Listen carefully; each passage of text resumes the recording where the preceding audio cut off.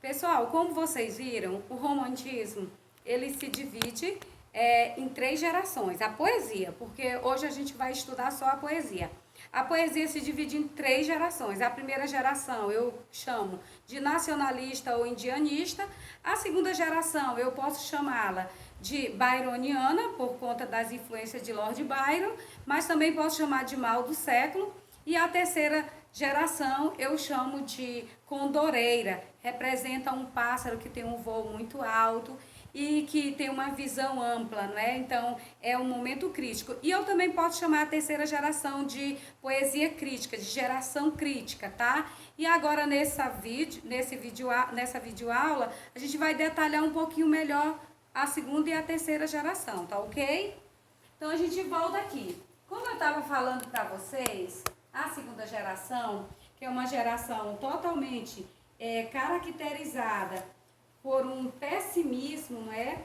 É uma geração que se preocupa única e exclusivamente com os sentimentos, e o poeta não está mais preocupado em elevar a nação, a falar do índio, ou ele não apresenta uma preocupação com o social, até porque o mal do século significa, representa também a tuberculose, né? Nesse período aqui do romantismo, segunda geração, os jovens, as pessoas do mundo, eles viviam um momento de muita instabilidade emocional, medo da morte, e vendo que existia uma doença, assim como agora, né, que a gente também está com medo dessa doença aí, desse coronavírus. Então, nessa época aqui, no século XIX, existia a tuberculose. E essa tuberculose também, ela foi uma das causas de fazer com que esses jovens desse momento, chamada segunda geração, vivessem essa instabilidade emocional, esse medo da vida, né? E os jovens poetas da segunda geração, pessoal, eles morreram muito cedo. Por isso, eles se preocupavam em viver o que restava da vida, né? Então, quando a gente analisa esses poetas aqui, o Álvares de Azevedo, o Cassimiro de Abreu, Fagundes Varela e Junqueira Freire, a gente vai ver que a obra deles está permeada de dúvida, de tédio. Alguns, como o Álvares de Azevedo também, ele é o que mais se assemelha com o Lord Byron, ele é o maior representante dessa geração. Ele também vai trazer em algumas obras as orgias, a morte. Outros, como Casimiro de Abreu, vai destacar a infância, o sofrimento, tá? Então, a segunda geração é uma geração tediosa, é uma geração que vai celebrar a morte, tá? Então, quando a gente estuda a segunda geração romântica, a gente vê, assim, que é uma geração totalmente sucumbida de sofrimento, tá? É uma geração totalmente elevada pelos seus sentimentos. Aqui a gente tem uma obra, a obra mais importante do Álvares de Azevedo, que é a Lira dos 20 anos, tá?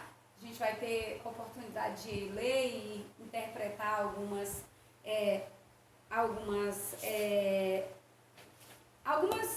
trechos dessa obra, tá ok?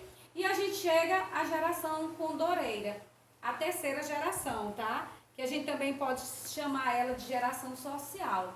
E a gente tem como representante Castro Alves, né? Essa geração, pessoal, ela se preocupa com o social. Aqui o poeta vai nos mostrar que o Brasil não é tão bonito assim como o Gonçalves Dias pintava, né? O Brasil não era aquela perfeição que a gente vê nas obras de José de Alencar, que a gente vê nas obras do Gonçalves Dias.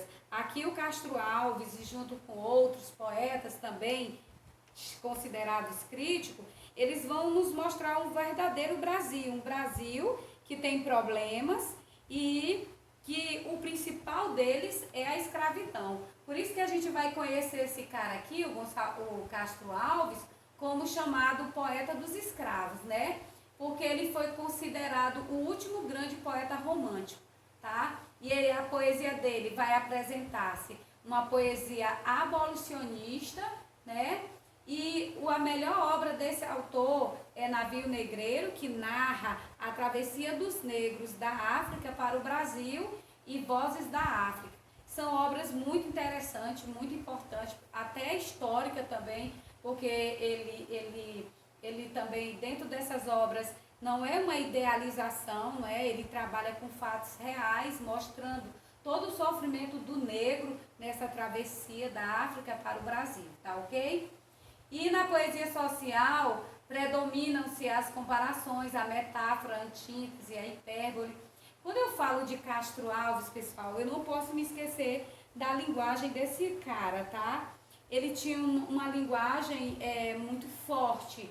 Ele escrevia suas poesias como se fosse para serem declamadas, porque ele chamava a atenção do leitor, para que o leitor se comovesse com aquela situação, tá? Ele não queria continuar naquela festa, tá? Naquela festa de dizer que nós somos agora uma pátria independente e somos livres. Não, ele se lembrava que os brancos estavam ali comemorando a independência de um Brasil, mas existiam negros aprisionados, né, nos quintais, nas fazendas, aprisionados ali, trabalhando como escravo nas fazendas. E aí Castro Alves, ele não abriu mão de defender essas pessoas tão oprimidas naquele século, né?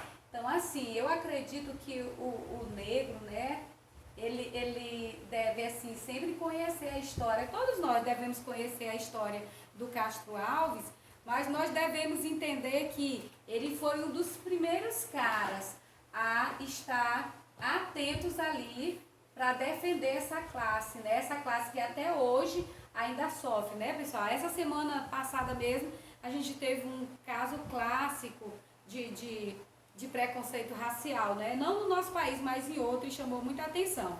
Então, vale a pena a gente parar um pouquinho para estudar Castro Alves, tá? E Castro Alves também, ele não escreveu só sobre o negro, né? Ele também teve poesias, ele escreveu sobre o amor erótico, né? E Castro Alves, ele começa a escrever sobre as mulheres. Agora Castro Alves escreve como uma mulher real, não mais idealizada, como escreveram os outros poetas, uma mulher intocável. A mulher de Castro Alves é uma mulher que era tocada, uma mulher que era beijada, né? Castro Alves, ele morreu aos 21 anos, né? E, assim, até Machado de Assis, em um artigo que ele escreveu, ele disse que se Castro Alves não tivesse morrido, ele seria o maior poeta brasileiro. Quem estava dizendo isso? Que Castro Alves seria o maior poeta brasileiro? O nosso maior poeta brasileiro, que é Machado de Assis. Pessoal, beijão, espero que vocês tenham entendido. Qualquer coisa, a gente faz uma ligação aí de videochamada e tira as dúvidas. Beijo, saudade de todos.